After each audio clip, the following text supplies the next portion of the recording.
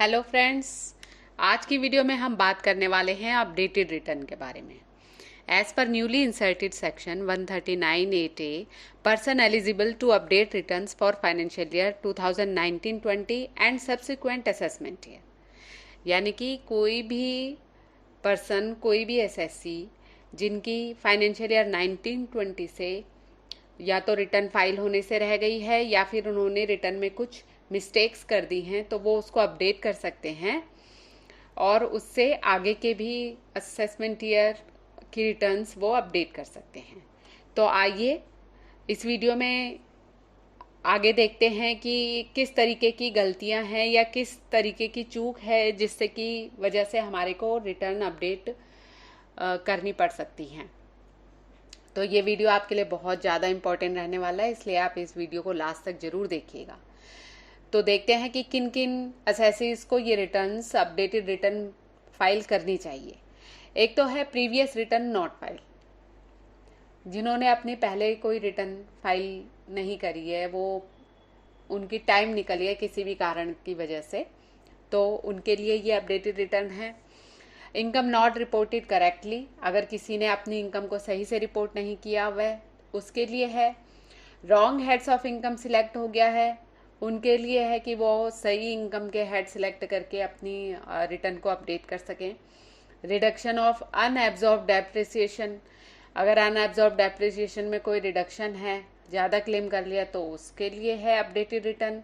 Reduction of carried forward losses, carry forward losses को अगर हमने ज़्यादा क्लेम कर लिया है गलती से, तो उसके लिए भी है अगर उसको कम हमें क्लेम करना है। रॉन्ग रेट ऑफ टैक्स, अगर हमने गलत रेट सिलेक्ट कर लिया है। Reduction of tax credit under section 115JB या 115JC में के टैक्स में कोई टैक्स क्रेडिट में कोई अगर रिडक्शन है, ज़्यादा क्लेम कर दिया हमने क्रेडिट, या इनकम में कोई एडिशन है या किसी वजह से इनकम में एडिशन की वजह से अगर टैक्स में कोई एडिशन है ना, तो उन लोगों को, उन एसएससीज को ये अपडेटेड रिटर्न फाइल करना जरूरी है, ताकि हम खुद से ही अपडेट कर लें वही रिटर्न अगर हमको हमारी गलतियां पता चल चुकी हैं। इससे अच्छा कि इनकम टैक्स का और नोटिस आए, इससे पहले हमें खुद ही अपनी रिटर्न को अपडेट कर लेना चाहिए। अब हम बात करेंगे कि किन केसेस में रिटर्न को अपडेट हम नहीं कर सकते। तो उसके लिए है, देखो, सबसे पहले कि अगर आपकी रिटर्न आप मान लो कि फाइल करना भूल गए, ठीक है, और अब आप चाहते हो कि आप रिटर्न फाइल करो। जैसे कई बार क्या होता है कि लोन के लिए अप्लाई करना है तो पिछले 3 साल की रिटर्नें मांगते हैं, है ना।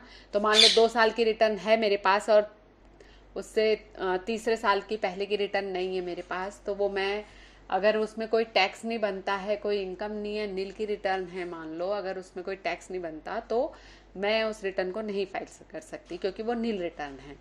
या अगर इसी तरीके से अगर कोई लॉस की रिटर्न है तो मैं उसको फाइल नहीं कर सकती हूँ।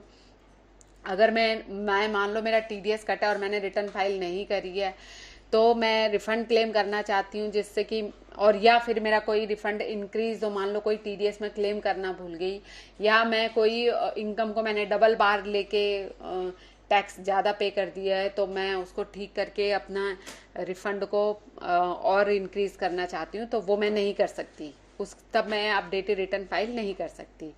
If the tax liability is to be reduced, अगर टैक्स की लायबिलिटी रिड्यूस हो रही है तो मैं नहीं फाइल कर सकती। Losses to be adjusted against, income के अगेंस्ट अगर मैं कोई लॉस एडजस्ट करना भूल गई हूँ और मैं करना चाहती हूँ तो मैं नहीं फाइल कर सकती। कोई मेरे सर्च का केस है, सर्वे है, prosecution proceeding are initiated for that assessment year में अगर कोई मेरे पे प्रोसीडिंग चल रही है तो मैं नहीं कर सकती हूँ अपडेटेड रिटर्न फाइल।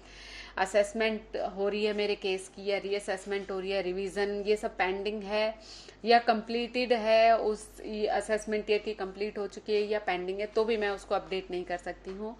और कोई इनकम में अगर डिडक्शन है, कोई जिसकी वजह से टैक्स में भी डिडक्शन है, तो मैं अपडेटेड रिटर्न फाइल नहीं कर सकती हूँ।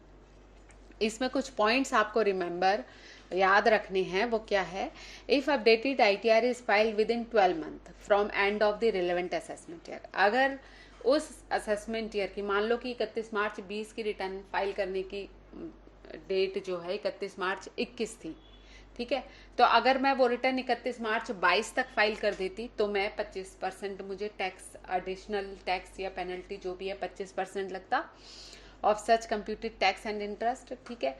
और अगर मैं उसको 12 महीने की जगह 24 महीने, यानी if updated ITR is filed between 12 to 24 months from end of relevant assessment year, the additional tax penalty is 50% of such computed tax and interest.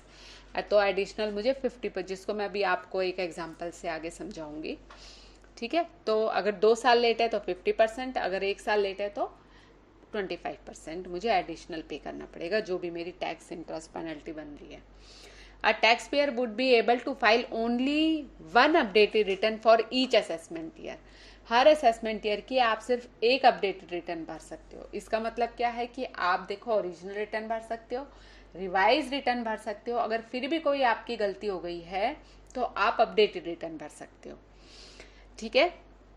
अब हम एक एग्जांपल से समझते हैं कि किस तरीके से टैक्स ये सब 25%, 50% ये कैसे कैलकुलेट होगा, वो हम देख लेते हैं। एक एग्जांपल ले रही हूँ मैं।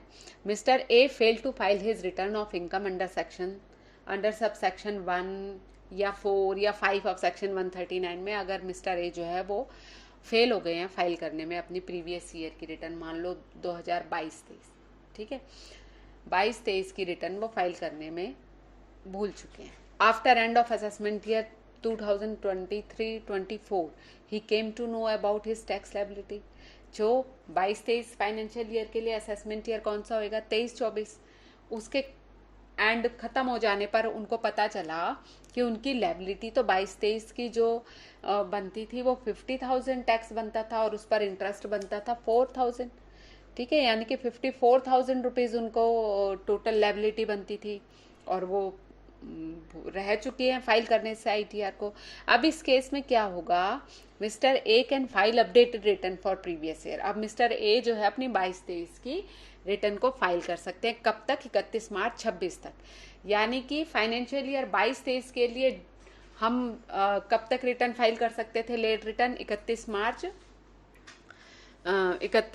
24 तक कर सकते थे, जो कि रह गया। या तो फिर इसका मतलब कि 31 मार्च 25, 31 मार्च 26, आगे आपको 2 साल मिल रहे हैं। मतलब कि अगर 31 मार्च 20 की रिटर्न है, अगर 31 मार्च 20 की कोई अपडेटेड रिटर्न फाइल करना चाहता है तो उसको कब तक वो फाइल कर सकता है, तो 31 मार्च 21 उसकी लास्ट लेट रिटर्न फाइलिंग की डेट थी। तो 31 मार्च 21 के बाद 31 मार्च 22, 31 मार्च 23 तक वो अपनी 31 मार्च 20 की अपडेटेड रिटर्न फाइल कर सकता है। That is within 2 years from the end of assessment year 2023-24 with payment of tax along with additional tax as per provision of section 140B he can file his updated return. Okay, तो अब देख लेते हैं कि amount of additional tax under section 140B क्या कहता है। If updated return filed up to 31 March 2025 तक। अब अगर उन्होंने अपनी फाइनेंशियल ईयर 22-23 की जिसकी की ड्यू डेट थी विद लेट पेनल्टी 31 मार्च 23 थी, तो अगर वो 31 मार्च 24 तक, अगर 31 मार्च 24 थी उसकी डेट, अगर वो 31 मार्च 25 तक अपनी रिटर्न भर देते हैं तो उस पर जो 54,000 टैक्स बनता है उसका 25% यानी कि 13,500 एक्स्ट्रा उनको पे करना पड़ेगा, तब वो रिटर्न फाइल कर सकते हैं। यानी 54,000 तो उनका टैक्स प्लस इंटरेस्ट हो गया और 13,500 25% हो गया टैक्स प्लस इंटरेस्ट का अमाउंट, ठीक है। फिर उसके बाद है if updated return file after 31 March 2025 but up to 31 March 2026। अगर 31 मार्च 26 तक और 31 मार्च 25 के बाद वो किसी भी डेट पे वो रिटर्न भरते हैं तो उनको 50% पेनल्टी भरनी पड़ेगी, यानी कि 50,000 प्लस 4,000 54,000 तो उनका एक्चुअल टैक्स और इंटरेस्ट हो गया और उसके ऊपर 50% यानी कि 27,000 रुपीज़ उनको विद पेनल्टी उनको ये फाइल करनी पड़ेगी। तो आई होप कि इससे आपको अच्छे से समझ में आ गया होगा कि 25% क्या है, 50% क्या है और किस तरीके से 2 साल मिल रहे हैं, कौन फाइल करने के एलिजिबल है और कौन फाइल नहीं करने के एलिजिबल है। तो अगर ऐसा कोई भी आपका केस है, अगर आपको पता है कि किसी भी रिटर्न में हमसे कोई गलती रह गई है या किसी की रिटर्न फाइल होने से रह गई, तो किस तरीके से उसकी अपडेटेड रिटर्न को हम फाइल कर सकते हैं, तो इसको अच्छे से ध्यान दीजिए और आप इसको फाइल कीजिए इससे पहले कि आपको कोई इनकम टैक्स से नोटिस सर्व हो जाए। तो आई होप आपको मेरी ये वीडियो पसंद आई होगी। तो अगर आपको पसंद आई है तो please like, share and subscribe. Thanks for watching.